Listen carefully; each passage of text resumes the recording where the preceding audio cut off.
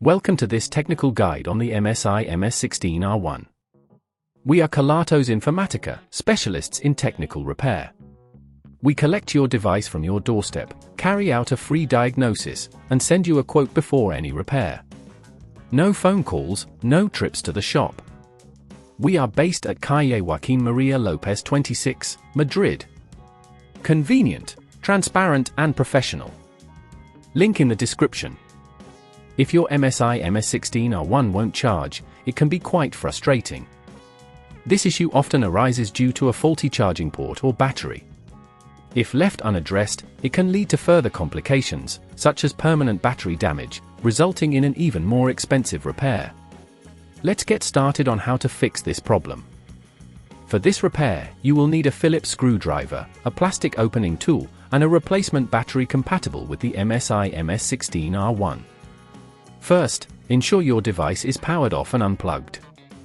Begin by using the plastic opening tool to carefully pry open the back cover of the MSI MS16R1. Take your time with this step, applying too much force can damage the casing.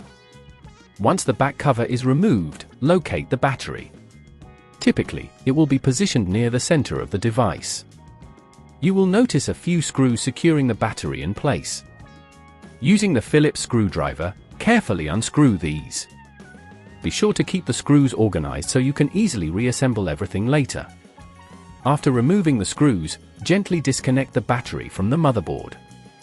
This step requires a bit of finesse. Avoid pulling on any connected cables too hard, as this could damage them. Once the battery is disconnected, you can now replace it with the new one. Simply connect the new battery to the motherboard and secure it with the screws you removed earlier. It's essential to ensure that the battery is seated properly and the connections are secure. If at this point you feel it's getting too tricky, remember that at Kelatos we collect your device from your door and return it fully repaired. Now, to close up your MSI MS16R1, carefully place the back cover back on, ensuring that it clicks into place. Once it's secure, power on your device and check if it charges correctly. If all goes well, you should see the charging indicator light up. To prevent this issue from recurring, make sure to use the original charger that came with your device and avoid charging it in extreme temperatures. Regularly clean the charging port to prevent dust accumulation, which can hinder connectivity.